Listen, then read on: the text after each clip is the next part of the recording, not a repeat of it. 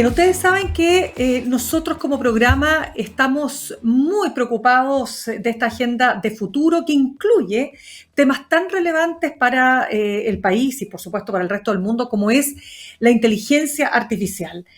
¿Por qué? Porque naturalmente la inteligencia artificial nos abre muchos mundos, pero también nos supone grandes desafíos, ¿no? Es una herramienta que está consolidada, con un uso creciente en nuestro país y tanto es así, fíjense ustedes que el pasado 24 de septiembre se dieron a conocer los resultados de la segunda edición del Índice Latinoamericano de Inteligencia Artificial. Y el estudio midió cuál es el nivel que tienen 19 países de la región, con un puntaje máximo de 100 puntos y adivinen qué. Chile obtuvo el primer lugar con 73,03 puntos, seguido por Brasil con 69,30 puntos y Uruguay con 64,98. ¿Qué implica estar en este nivel de liderazgo que, por cierto, todavía estamos más lejos, ¿no?, del hemisferio norte? Bueno, se lo vamos a preguntar a nuestro siguiente entrevistado. Él es Rodrigo Durán, gerente del Centro Nacional de Inteligencia Artificial, CENIA. Rodrigo, ¿cómo estás? Un gusto de tenerte con nosotros esta tarde en Sin Pretexto. Hola Mirna, muchas gracias por la invitación, todo bien por acá. Qué bueno. Rodrigo, bueno, lo primero quiero preguntarte más bien, y que nos expliques, quiero decir todo lo contrario, que tú nos expliques cuál es, en definitiva, la razón por la cual tenemos este liderazgo en América Latina. Hay varias razones. La principal es, por una parte, que tenemos muy buenos investigadores a escala latinoamericana. Y eso es porque tenemos buenas universidades, porque innovamos harto, porque los recursos públicos para investigación se están destinando bien. Y en segundo lugar, porque tenemos muy buena conectividad. Por ponerte un ejemplo súper banal, pero el hecho de que nosotros podamos tener esta conversación con poca latencia, con un buen ancho de banda, no sé cómo es la calidad del video, del audio, pero al menos es decente. Esto es algo que no se puede hacer en toda América Latina, ¿cachai?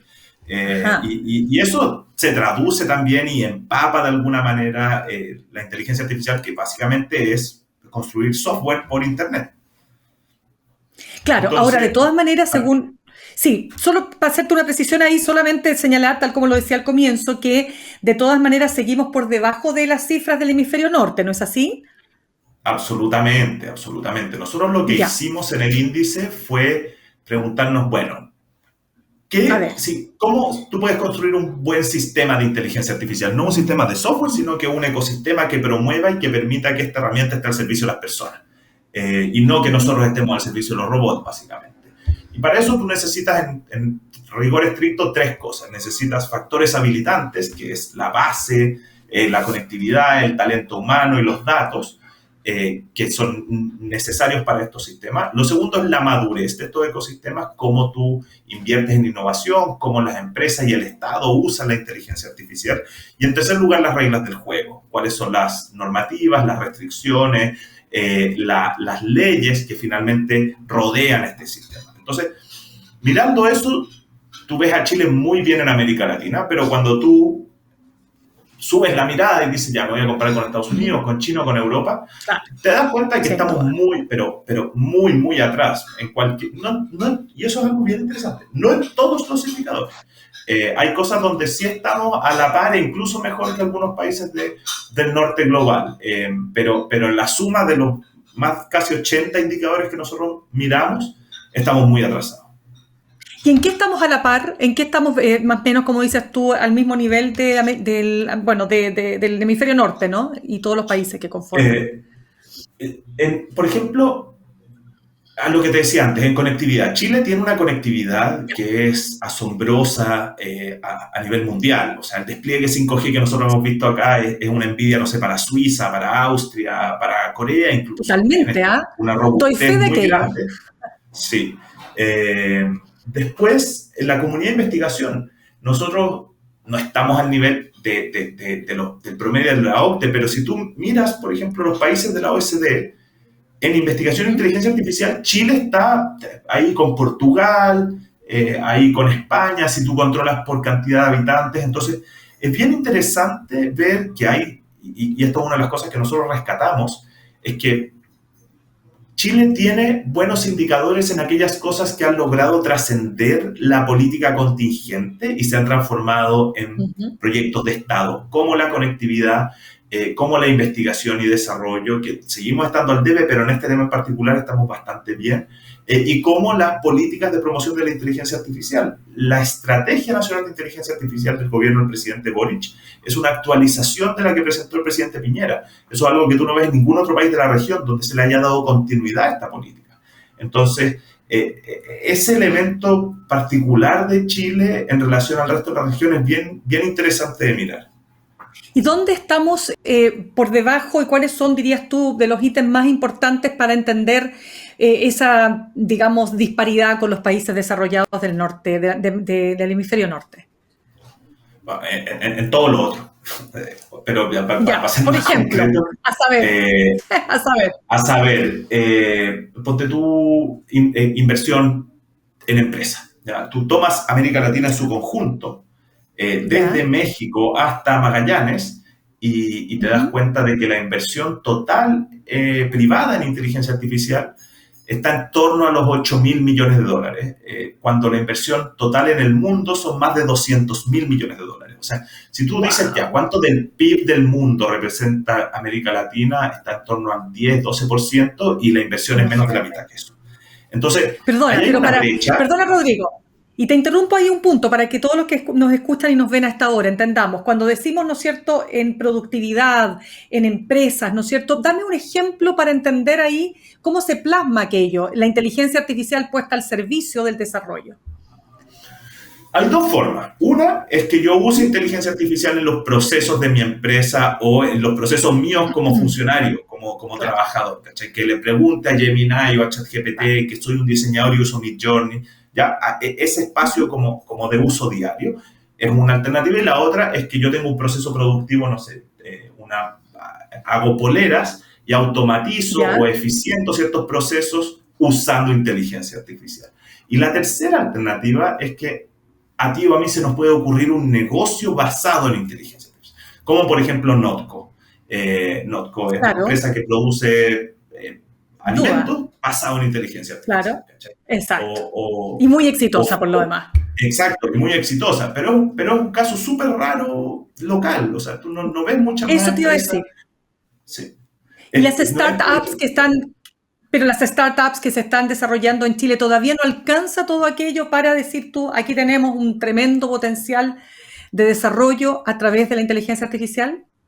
O sea, tenemos un tremendo potencial de desarrollo, el tema es de escala, por eso nosotros hablamos de oportunidades. Chile es un país muy chico, Chile somos 20 millones de habitantes, no sé, depende del censo al que le preguntéis, pero por ejemplo, ándate a Brasil son 10 veces Chile, México 8 veces Chile, China es cientos de veces. Entonces, desde nuestro punto de vista, hay oportunidades y Chile, esa es la virtud que tiene, es un súper buen laboratorio, o sea, es un buen lugar como para testear ideas, tienes un buen ecosistema de financiamiento de estas cosas, tienes muy buenos investigadores, quiero volver a eso. Esta intersección donde tú tienes una masa crítica de personas pensando especialistas, es algo que tú no puedes ver en otros lados de la región. Entonces, hay una tremenda oportunidad que probablemente estamos desaprovechando. Ahora bien, hay que poner acá, esto es un tema de la escala nacional, es decir, tú ves los indicadores que nosotros mismos publicamos y no es que Chile lo esté haciendo mal en este sentido, sino que Chile es muy chico. Es lo que tú me preguntas de los startups, ¿cachai? Pero distinto es en la incorporación en los modelos de negocio, lo que yo decía antes. Ahí sí hay un desafío gigante. O sea, y es algo que tú ves ver en otras disciplinas, no solamente en inteligencia artificial, en todo lo que tiene que ver con I+D, o sea, usar ciencia en la empresa y en la industria. Chile está retrasado, Chile es más conservador, invertimos menos que el resto de los países del mundo. Y eso uno esperaría, uno que está metido en el mundo de inteligencia artificial de alguna forma esperaría que fuese distinto y no lo es. Tú ves el mismo patrón acá que en biotecnología, que en nuevos materiales, que en el resto de las disciplinas. Correcto. Estamos conversando a esta hora con Rodrigo Durán, gerente del Centro Nacional de Inteligencia Artificial, CENIA. Rodrigo, tú comentaste que en América Latina hay muchas ganas, mucho interés por la tecnología, pero no hay sentido de urgencia. Esa misma falta de sentido de urgencia tú la ves en Chile y la ves en un empresariado que tal vez es mucho más conservador, que todavía le cuesta ponerse a tono con estos tiempos. No sé si es mucho más conservador, pero sí es más conservador que el empresariado o lo que tú ves en Estados Unidos, ¿cachai? Que esto es parte del ADN de las empresas. Acá no es tanto no solo la inteligencia artificial. La innovación en general ha ido permeando, sin duda, el sector privado, pero, y esto es una discusión, depende a quién le pregunte, pero al menos desde mi humilde opinión, podríamos ser mucho más arriesgados. Ahora, es fácil arriesgar plata ajena, ¿cachai? Yo no soy empresario como... pero sí creo que hay oportunidades que estamos perdiendo, y no solamente en el Estado, también, o sea, no solamente en los privados, también en el Estado. Yo he comentado varias veces y finalmente es el sentido de urgencia que nosotros llamamos. Hay problemas urgentes en la ciudadanía que tú podrías resolver gracias a la inteligencia artificial. Listas de espera, seguridad pública, asignación de esto de los útiles escolares que comentábamos. Te das cuenta, tú podrías facilitar procesos gracias a la inteligencia artificial, hacer que las personas vivan mejor y también permitir que los funcionarios públicos, los servidores públicos, le dediquen más tiempo a tareas que generan más valor para ellos y para las personas. Claro, ¿sabes por qué te lo planteaba, Rodrigo? Porque en alguna columna de opinión le leí a Antonio Díaz Araujo. Él es gerente general de Anholster, una compañía, una plataforma, ¿no es cierto?, que trabaja muchísimo con inteligencia artificial para los temas que realiza, entre ellos Decide Chile.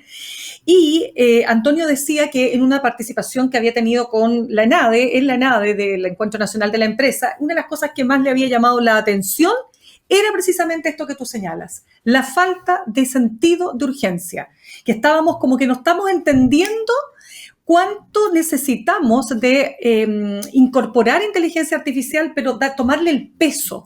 Lo que te quiero preguntar es si eso mismo tú lo observas en el Estado.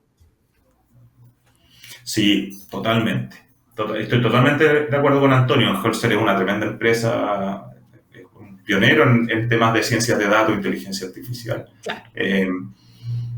Y en el Estado tú ves lo mismo, menos. Yo creo que ahí la ministra de Ciencia ha logrado poner esto súper bien en la discusión. Como te digo, es una política de Estado, o sea, tú ves cierta continuidad en las prioridades y también ves cierta continuidad en la falta de urgencia. O sea, no es que no sirva de nada, da alineamientos, pero cuando tú tienes un plan de acción y una estrategia nacional de inteligencia artificial, y eso no se traduce en, ok, le vamos a destinar recursos a esto, desde mi punto de vista tienes un problema, ¿cachai? Y ese es el llamado que nosotros hicimos, que no es solamente en Chile, eso tú lo ves en todos los países de América Latina, y no lo ves en el resto del mundo. Tú te vas a Francia y hay fondos específicos para esto, tú te vas a Emiratos Árabes, tú te vas incluso en África, tú ves que los gobiernos están diciendo, chuta, esto va a transformar la sociedad, esto va a transformar la forma de trabajar, esto va a transformar la forma de producir. Tenemos que preocuparnos. Y el preocuparse significa invertir. Y no estamos haciendo esas inversiones con la envergadura que deberíamos. Claramente. Rodrigo, tú sabes que hace algunos días solamente hubo una huelga de trabajadores portuarios en Estados Unidos que fue muy, muy importante y mira, voy a decirlo bien, buen chileno, estaba la escoba. ¿Cuál era el punto de esta huelga? Entre otras cosas, ellos decían que, bueno, por un lado querían que les subieran los sueldos, naturalmente, pero estaban intentando evitar que los robots le quitaran el trabajo y exigían que cualquier contrato que se estableciera, imagínate, prohibiera la automatización en los puertos de la costa este y del Golfo de México. Ya, llegaron a acuerdo, pero me acordé de los llamados luditas, que eran estos grupos en los que en el siglo XIX protestaban en contra de las máquinas.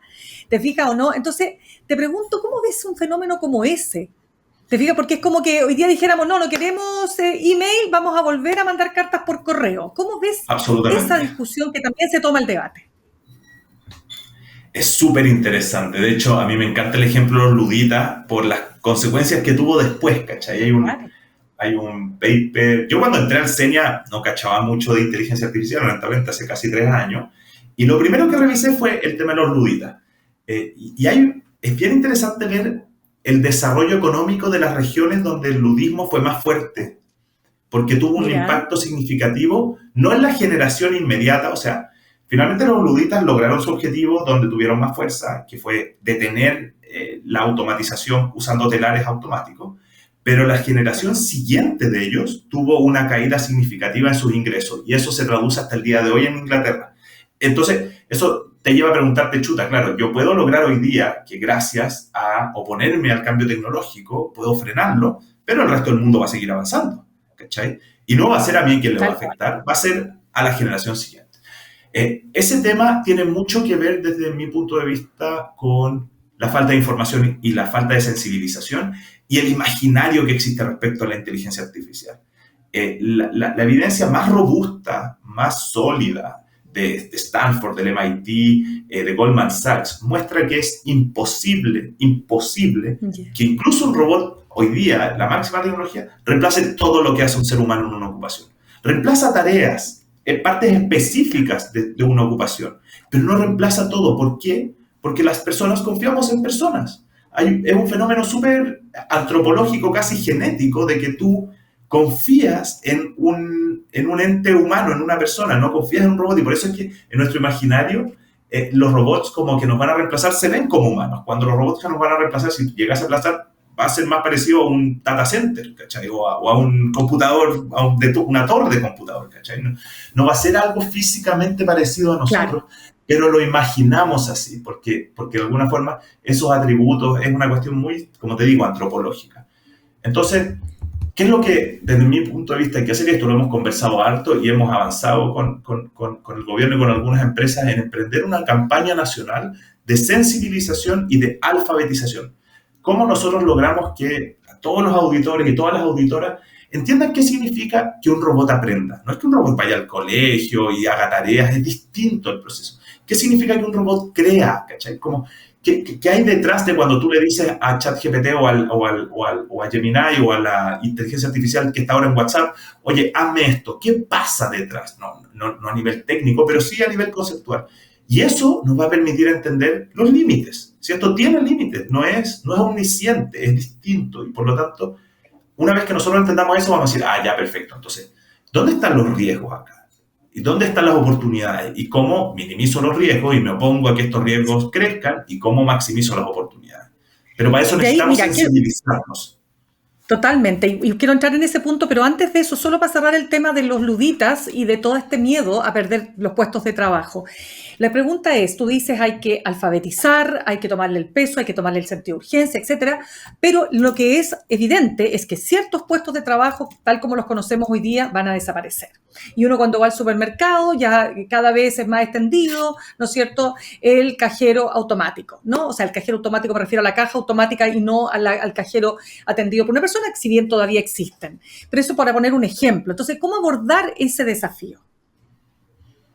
A través de la reconversión y la generación de conocimiento a lo largo de la carrera. O sea, usa el cajero automático, ¿cachai? Antes habían filas en el banco, tú te podías echar, yo me acuerdo, tengo 35, ¿cachai? Pero me acuerdo cuando tenía como 9, iba con mi mamá al banco y salía del colegio y estábamos 1 hora y media esperando para depositar el cheque y no sé. Eso hoy día lo hacen con transferencia, está automatizado totalmente. Y al final, en la suma de esta, hay gente que... pero las personas que trabajaban en el banco desaparecieron, hoy día son desempleados estructurales. No, esas personas siguieron trabajando en otras funciones en el banco, conocían el negocio, entonces quizás se movieron más al área de ventas. Tomando el caso particular de los cajeros de supermercado, hoy día esas personas probablemente se vayan a destinar a atención a público, que es lo que hacían bien, ¿cachai? De hecho, tú nunca vas a poder eliminar a los cajeros porque las máquinas fallan. Entonces, van a estar, oye, ¿sabes qué? Me está pidiendo el carnet. Entonces, sí, van a desaparecer. ¿Y van a desaparecer en su totalidad? No. ¿Van a cambiar sus funciones? Sí. ¿Y qué funciones van a tener que hacer? Resolverle problemas a las personas, interactuar con clientes, cosas que los robots nunca van a poder hacer. Entonces, el proceso de transformación, vuelvo a esto, lo que uno va a ver probablemente es que ciertas tareas repetitivas en algunas ocupaciones van a desaparecer. Pero las tareas que requieren interacción con personas, resolución de problemas complejos, van a seguir existiendo. Por lo tanto, debiésemos enfocarnos en desarrollar esas habilidades. No las habilidades de pasar rápido el QR delante de un infrarrojo. Debiésemos enfocarnos en desarrollar las habilidades que son orientadas a atender personas, a resolver problemas que además tú puedes usar en un supermercado, Exacto. o puedes usar en un hotel, o puedes usar en, no sé, en un sinnúmero de espacios. Correcto. Rodrigo, eso, mira, esta es una pregunta que nosotros se la hacemos a todos los que entrevistamos en materia de inteligencia artificial, porque siempre está rondando, ¿no?, los peligros. Entonces hemos hablado de todas las bondades que tiene. Fíjate que te leo ahora a un referente mundial en desarrollo de inteligencia artificial como es Joshua Bengio, que decía lo siguiente, decía, mira, si piensas racionalmente, no hay forma de negar la posibilidad de resultados catastróficos cuando alcancemos un cierto nivel de inteligencia artificial. ¿Te fijas? Entonces, a ver, ¿qué hay de esto? ¿Qué es lo que tú has visto? ¿Se le está tomando el peso también? Es una gran pregunta, porque tú tienes, por un lado, Joshua Bengio, o ayer, pero por otro lado, Geoffrey Hinton, ¿cachai?, que escribieron los papers juntos, estuvieron en Montreal. Tú tienes a Elon Musk, por un lado, que es catastrofista total, y tienes, por otro lado, no sé, a Sam Altman, que es como utopista total de esta tecnología. Pero lo que dice Joshua Bengio es totalmente cierto, ¿no? Pero tampoco tienes evidencia de lo contrario, no hay un contrafactual que te diga, oye, sabes que aquí yo tengo evidencia de que no puedo descartarlo, pero tampoco puedo afirmarlo. Pero el riesgo sí es gigantesco, y en ese sentido yo he visto una preocupación, particularmente en los gobiernos del norte global, de los estados, de invertir en esta cosa que es AI safety, ¿cachai? Que es cómo tú logras, primero, entender la máquina. Estos procesos de deep learning a esta escala ya son totalmente inescrutables. Hay un fenómeno de explicabilidad donde tú no puedes interpretar a partir del input, tú no puedes interpretar que, dada la instrucción que yo le di, qué pasó dentro de la caja negra para que me dijera lo que me respondió. Son tantos parámetros, son tantas variables que inciden en la fórmula, que no se puede. Entonces, hay un desafío. Si tú logras desentrañar eso, entender eso, podrías decir, ya tengo control sobre la máquina. Hoy día eso no está para los modelos actuales. Si alguien te dice lo contrario, hay ciertas aproximaciones, pero en verdad no está. Y ahí los gobiernos se están preocupando de eso. Y las empresas, lamentablemente, no se están preocupando tanto. Hace un par de meses, y esto es como comidillo regular, pero las empresas hoy día están en lo que es una carrera en el espacio. ¿Quién saca el modelo más bueno, más rápido, más potente, sin preocuparse de esta parte de safety? Y muchos investigadores de esta área se están yendo de las empresas porque finalmente no tienen los recursos para invertir dentro. Entonces, es un tremendo desafío. Yo no soy catastrofista, yo al contrario, creo que los desafíos vienen más por el lado, no de que las máquinas vayan a estar no vayan a estar bajo control, sino que quién controla las máquinas, ¿cachai? Exactamente, que ese punto es súper relevante. Es que Rodrigo nos vincula a la pregunta que te quiero hacer también, y es que efectivamente en Chile, como en otros países naturalmente del mundo y de la región, está este tema de los desafíos que plantea quién está detrás de la máquina, porque evidentemente hay temas de brecha de género, hay sesgos raciales, de clase social, etcétera, etcétera. ¿Cómo logramos que esos elementos queden lo más neutralizados posible? Si es que podemos hablar de neutralidad. Afortunadamente, este tema, la técnica ha avanzado un montón, ¿cachai? O sea, la capacidad de detectar sesgos, establecimiento de estándares para minimizarlos, la curatoría de las bases de datos, todo ese proceso como del trabajo del dato para que esté menos sesgado, por lo tanto, el resultado del algoritmo sea mejor, ha avanzado muchísimo. Y las empresas están invirtiendo en eso, porque finalmente eso es la calidad. Tú eres una empresa y tenés un modelo que, entre comillas, escupe resultados que están malos, porque los datos estaban malos, vas a ir a buscar una empresa que escupa buenos resultados. Hay un dicho en la jerga que es basura entra, basura sale. O sea, si tú tienes malos datos, sesgados, discriminatorios, con poca participación femenina, poco representativo, el modelo va a dar resultados malos, ¿cachai? Entonces, esa parte como que de alguna forma ya está resuelta o está mucho más avanzada que la otra parte que desde mi punto de vista es como más crítica, y es el hecho de que nosotros en verdad no entendemos cómo funcionan las máquinas Y quienes lo entienden son empresas privadas que tienen intereses privados porque han invertido su propia plata, no es que hayan invertido recursos públicos, no en su mayoría, algunos sí, pero en general. Y por lo tanto, el día de mañana te voy a decir cuál es para mí el escenario más catastrofista. El ¿cuál escenario más sería? catastrofista es que es medio orwelliano, pero Ya, a ver. no quiero decir un nombre de una empresa para no meterme en un problema, pero imagínate una empresa que maneja uno de estos modelos de lenguaje grandes, ¿ya? Que puede empezar con Chat o Open algo o Google algo, ¿cachai? O Amazon o cualquiera. Pero el poder de mercado que tienen les puede permitir, por ejemplo, establecer parámetros para que ciertas cosas aparezcan más en el modelo, ¿ya? Entonces yo le pregunto, oye, cuéntame la historia de, no sé, el golpe de Estado, de la dictadura de Chile. Y sutilmente Claro. el modelo te cuenta un cuento que desconoce, no sé, las violaciones de derechos humanos o las relativiza. Totalmente. Claro. O del estallido social. Entonces dice, mira, en realidad lo que pasó en el estallido social fue una sublevación histórica, popular, o por otro lado, si tiene otro interés, te dice, fue un atentado orquestado desde los poderes de Venezuela y qué sé yo. O sea, como que tú puedes hacer eso con estos modelos, ¿cachai? Claro. Y alguien que tiene ese control, sin tener un escrutinio democrático, puede empezar a escribir las verdades, ¿cachai? Puede empezar a establecer verdades que parecen objetivas porque nosotros tendemos a creerle a esta cuestión. Y ahí es donde yo digo, chuta, sin control democrático, esto puede ser un problema. Pero por otro lado, ¿cómo establece ese control democrático si finalmente es propiedad de un privado, ¿cachai? Y hay varias opciones y hay una competencia. Y además, por último, quizás lo más complicado es que no entiendo cómo funciona. Yo, legislador, yo, gobierno, jamás voy a llegar al nivel de tener los ingenieros que sean capaces de entender dentro del Estado cómo funciona esa máquina, porque ni ellos que los producen lo entienden.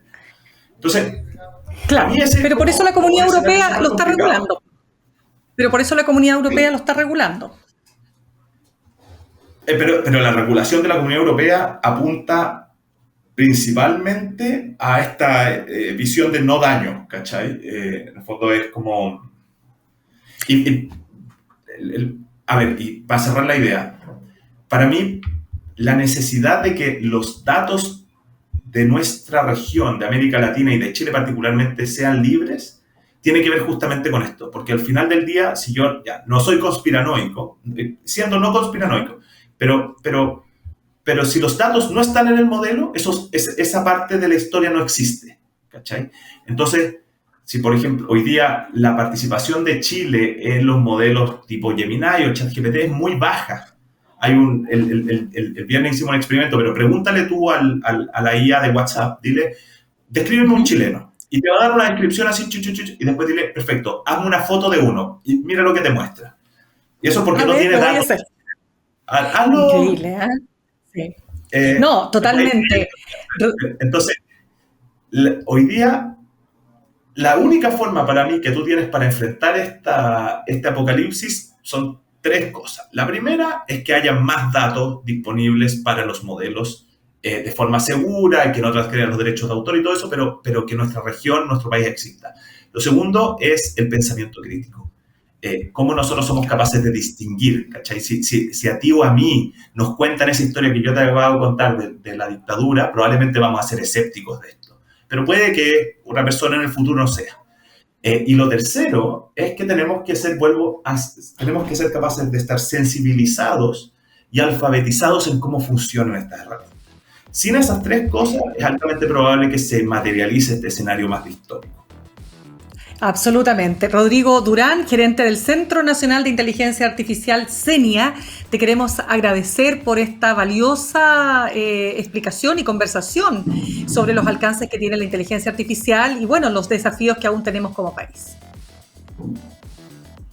Muchas gracias a ustedes y feliz de estar más adelante, Mirna. Súper bueno el programa y contento de conversar estas cosas cuando quieran. Pero siéntete absolutamente... Pero requete contra invitado para otra oportunidad porque este es un tema, como yo decía al comienzo, que es particularmente interesante y valioso para nosotros como programa. Que estés muy bien. Igual, Mirna, cuídense. Chao, chao. Que esté muy bien. Gracias.